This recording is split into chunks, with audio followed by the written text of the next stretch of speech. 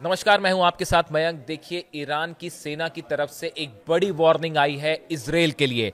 IRGC के commander in chief, देखिए बड़े पद पे हैं ये, इनकी तरफ से, ईरान के बड़े कमांडर की तरफ से ये बड़ी चेतावनी आई है। और ईरान की सेना का कहना है कि अगर इस बार इजराइल ने हमला करने की हिमाकत की, पूरे इजराइल को जहन्नुम बना दिया जाएगा, पूरे इजराइल को दोजख बना दिया जाएगा। देखिए, जो खबर है पहले मैं आपको बताऊं।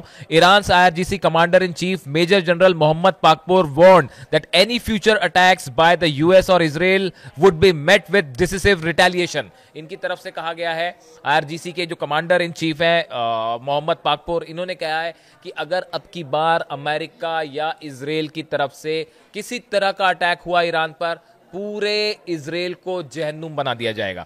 देखिए, speaking with Iraqi national security adviser Qasim al Araji in Tehran, ये जब इन्होंने ये बयान दिया, उस समय इराक के जो सिक्योरिटी एडवाइजर हैं कासिम अली अरजाजी, वो असल में तेहरान के दौरे पर थे। ये इनका दौरा कुछ समय पहले हुआ, 2-3 दिन पहले हुआ, और वो दौरे पे थे तेहरान के। उनके सामने ये बयान दिया है आईआरजीसी के कमांडर इन चीफ ने, और उन्होंने कहा है Pakpour would Iran would unleash hell against aggressors. जो हमला करने वाले होंगे उनको हम जहन्नुम में तब्दील कर देंगे, ये उन्होंने कहा है। Pakpour would Iran would unleash hell against एग्रेसर्स।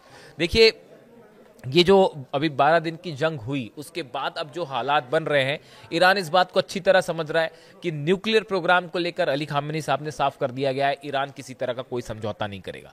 ये बात ईरान के विदेश मंत्रालय की तरफ से भी कह दी गई है कि आप जो लगातार शर्तें थोप रहे हैं मिसाइल रेंज कम करने के लिए या ईरान के न्यूक्लियर प्रोग्राम को कटेल करने के लिए, ऐसी कोई बात ईरान स्वीकार करने नहीं वाला है। ये बात तय हो चुकी है, ये फैसला ले लिया गया है ईरान में। ये सिक्योरिटी काउंसिल जो है वहाँ की, उसमें भी ये बात हो चुकी है। अली खामेनी साहब के लेवल पे भी ये बात क्लियर कर दी गई है। यानी डेडलॉक अब एक ऐसी जगह पहुंच गया है जिसका अगला कदम सिर्फ और सिर्फ जंग है, और ईरान इसकी तैयारी कर रहा है। अब देखिए, इस बीच में इराक के जो नेशनल सिक्योरिटी एडवाइजर हैं, इनका दौरा होता है, कासिम अल अराजी, इनका दौरा होता है ईरान का।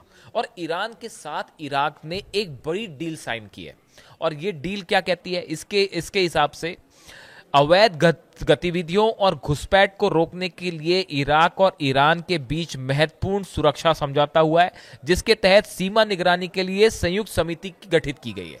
ईरान और इराक ने एक डील साइन की है बॉर्डर इलाके को लेकर कि यहां पे किसी तरह की भी घुसपैठ होती है उसको रोकने के लिए एक जॉइंट कमिटी बनाई जाएगी, जो इस बात पर नजर रखेगी कि बॉर्डर पे सब कुछ सेफ रहे, किसी तरह का कोई घुसपैठ ना हो, किसी तरह का कोई हमला ना हो, किसी तरह की कोई ऐसी गतिविधि ना हो जिससे दोनों देशों को नुकसान हो।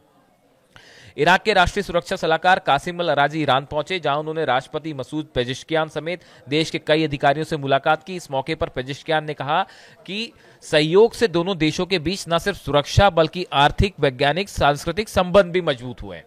ये ईरान के राष्ट्रपति का बयान आया कि इराक के जो नेशनल सिक्योरिटी एडवाइजर हैं, उनके आने से दोनों देशों के बीच में अब संबंध और मजबूत हुए।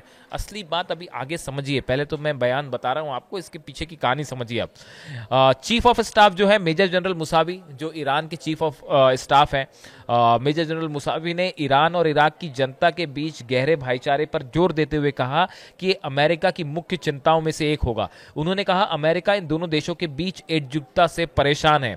हमारे दुश्मन अच्छी तरह से जानते हैं कि एकता के क्या फायदे हो सकते हैं। देखिए, जो मेजर जनरल मुसावी है, इनकी तरफ से दूसरे बड़े जनरल का बयान है। इनका कहना ऐसा है कि ईरान और इराक अगर एकजुट हो जाते हैं तो अमेरिका और इजराइल की परेशानी जो है वो वाजिब है। उनको फिर लगता है कि ये दोनों देश अगर एक हो गए तो हमारा पत्ता कट जाएगा, यानी हमारा प्रभाव कम होगा। यही मेजर जनरल मुसाफी कह रहे हैं कि अगर जो है दोनों देश एक हो जाते हैं, इराक और ईरान के बीच में कोऑपरेशन बढ़ता है, तो उससे बड़ा झटका होगा ये अमेरिका के लिए और इजराइल के लिए, ऐसा उनका कहना है। अब देखिए, ये बात तो हुई कि इराक के जो है वो राष्ट्रीय सुरक्षा सलाहकार जो है वो ईरान के दौरे पर आते हैं, दोनों के बीच में सीमा को लेकर समझौता होता है।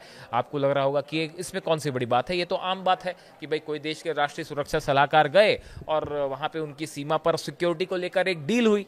आप भी ये सोच सकते हैं, कोई भी साधारण आदमी ये सोच सकता है।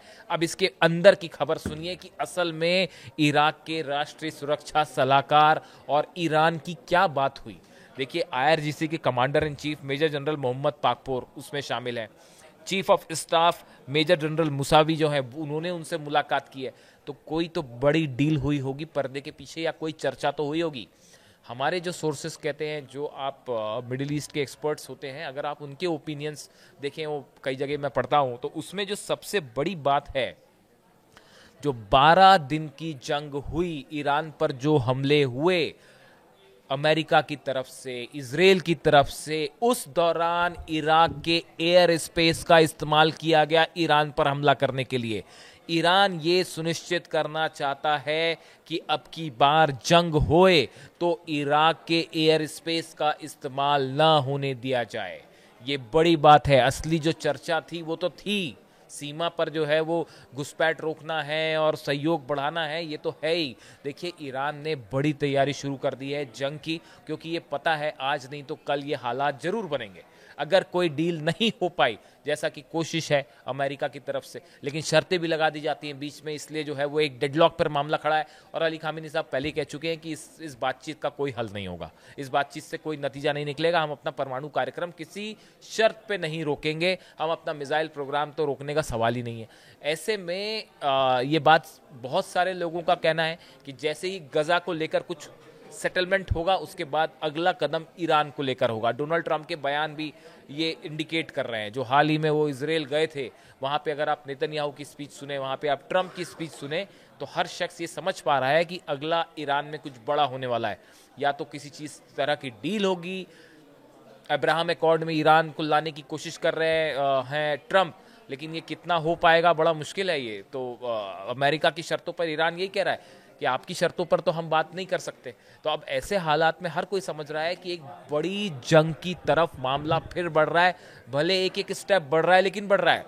अब ये जो इराक के साथ चर्चा थी, उस चर्चा का असली मुद्दा यही था कि जो 12 दिन की जंग थी, उसमें इराक के एयर स्पेस का इस्तेमाल किया गया ईरान पर हमला करने के लिए। ईरान ये चाहता है कि अगली बार जंग हो तो इराक के एयर स्पेस का इस्तेमाल ना हो। इसके लिए स्ट्रेटेजी बनाई गई इस मीटिंग में, जो मैं समझ पा रहा हूं, जो कुछ एक्सपर्ट्स की भी ऐसी राय है। देखिए, इराक की तरफ से जो है वो कई तरह की अपील भी की गई कि उसके एयर स्पेस का इस्तेमाल हुआ। खबरें ये भी आई कि यूनाइटेड नेशंस में भी इराक ने अपील की है कि भाई हमारे एयर स्पेस का हमारी परमिशन के बिना इस्तेमाल हुआ। लेकिन अब सवाल यह है कि उसे रोका कैसे जाए। उसके लिए क्या कोई पुख्ता रणनीति इराक और ईरान मिलकर बना सकते हैं? ये कई सारे सवाल है। इराक में देखिए एयरबेसेस भी हैं अमेरिका के, इसमें कोई दो राय नहीं है। लेकिन कैसे रोका जाए, असली रणनीति ये थी। आप देखिए, ईरान हर स्टेप पे धीरे धीरे काम कर रहा है। डिफेंस में एयर डिफेंस सिस्टम लागू करना हो, फाइटर जेट्स चाइना के, जो कि खबरें हैं J-10 पहुंच चुके हैं, उनका फाइटर जेट्स की बात हो, पुतिन ने MiG-29 दे दिए, वो तो कंफर्म है ही और पहुंच चुके हैं। चाइना वाला मामला थोड़ा हिडन है, ओपनली अभी अनाउंस नहीं हुआ है, लेकिन सोर्स यही कह रहे हैं कि चाइना के फाइटर जेट्स भी ऑलरेडी पहुंच चुके हैं। आप देखिए, मिसाइल डिफेंस सिस्टम जो है वो मेरे मुताबिक जो मैंने समझ पाया है, वो इस्फहान के आसपास ऑलरेडी S-400 तैनात है। जो बीच में खबर आई थी कि S-400 इस्फहान के पास एक मिसाइल टेस्ट हुआ है। मैंने उसको बड़ी बारीकी से समझने की कोशिश की कि वो मिसाइल किस तरह की मिसाइल थी, उसमें क्या किस रेंज की मिसाइल इस्तेमाल की गई, क्या उसके बाद आफ्टर इफेक्ट्स आए। जो कई सारे कंट्रीज इसको मॉनिटर करती हैं, एजेंसीज, उन्होंने क्या इसको रेट किया। और कई लोगों का इस तरह से राय थी, डिफेंस एक्सपर्ट्स की, कि ये वो मिसाइल थी जो कि S-400 में इस्तेमाल हुई। यानी आप देखिए, जो ईरान के न्यूक्लियर पावर प्लांट्स हैं, ऐसा बताया जाता है, और इंस्टॉलेशंस इंपॉर्टेंट है, उसके पास S-400 की तैनाती हो चुकी है, फाइटर जेट आ चुके हैं। ईरान अपना डिफेंस सिस्टम तेजी से मजबूत कर रहा है। कई ऐसे देशों के साथ संपर्क हो रहा है जो कि जंग में मदद कर सकते हैं। कहां कहां कमी रह गई? पिछली बार ये एक बड़ा चैलेंज था कि भाई जो है इजराइल और अमेरिका को जेट्स के लिए दूसरे देश अपना एयर स्पेस इस्तेमाल ना करने दे। इस बात को लेकर एक अच्छा खासा वो विवाद छिड़ा हुआ था। तो अब ईरान ये सुनिश्चित करने में लगा हुआ है इराक से कि अगली बार आप एयर स्पेस इस्तेमाल ना करने दें।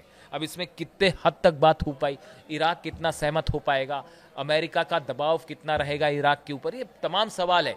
लेकिन डिप्लोमेसी यही कहती है कि आपको लगातार कोशिश करनी होगी, और यही आपको स्टेप बाय स्टेप चीजें होती हैं। कोई चीज एकदम से कभी नहीं होती, आप धीरे धीरे कोशिश करते हैं तो चीजें बदलती हैं। आप देखिए, अफगानिस्तान के साथ भी ईरान ने अपने टर्म्स बेहतर किए हैं, और खासकर बगराम एयरपोर्ट को लेकर जो बयान आए अमेरिका के ट्रंप के, उसके बाद ईरान ने जो है वो अफगानिस्तान का सपोर्ट किया। यानी आप देखिए जब जंग की बात होती है तब आप कई सारे उसमें रूल्स काम करते हैं कि दुश्मन का दुश्मन जो है वो आपका दोस्त होता है, ऐसा कहा जाता है। और कूटनीति भी यही कहती है कि आपको कई बार अपने छोटे मतभेद हटा के भुला के चीज़ों को बड़ा बनाना होता है। यही वजह है कि ईरान बार बार अब अरब देशों से भी अपील कर रहा है कि भाई अगर वेस्ट बैंक में इसराइल ने किसी तरह का हमला किया तो आप जवाब दीजिए, मिल के जवाब दीजिए, फौरन जवाब दीजिए, एकजुट होइए।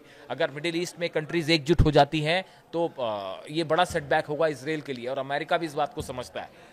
तो अब देखिए इसीलिए शायद ये chief of staff major general Mousavi कह रहे हैं कि अगर ईरान और इराक की एक कॉमन स्ट्रेटेजी हो जाए तो इसराइल अमेरिका के लिए सेटबैक होगा। खैर अभी फिलहाल हालात ये है कि आईआरजीसी की तरफ से जो ईरान की सेना है, इनके जो 2 बड़े जनरल्स हैं, इनकी तरफ से बड़ी चेतावनी, खासकर आईआरजीसी के कमांडर इन चीफ है मेजर जनरल मोहम्मद पाकपोर की तरफ से कि अगर हमला किया इसराइल ने तो जहन्नुम बना देंगे। यानी कुल मिला के आप देखें ईरान के साथ सामने पिक्चर बड़ी क्लियर है। ईरान ये समझ रहा है इस बात को, स्नैपबैक सैंक्शंस लगे हैं, न्यूक्लियर डील एंड हो चुकी है। इन हालात में आईएईए बाहर है ईरान से, यानी आप देखिए कभी भी मामला बिगड़ सकता है, मामला जंग की तरफ जा सकता है, और इसके लिए ईरान की सेना तैयार है। इन हालात में इससे जुड़ा जो भी अपडेट होगा आप तक पहुंचाएंगे। आप भी कमेंट करिए और ये बताइए कि क्या आपको लगता है कि ईरान के साथ किसी तरह की परमाणु डील हो पाएगी अमेरिका की, या फिर गजा के बाद एक बार फिर हम जंग की तरफ हालात को बढ़ते देख रहे हैं। आपकी क्या राय है बताइए। Thank you so much.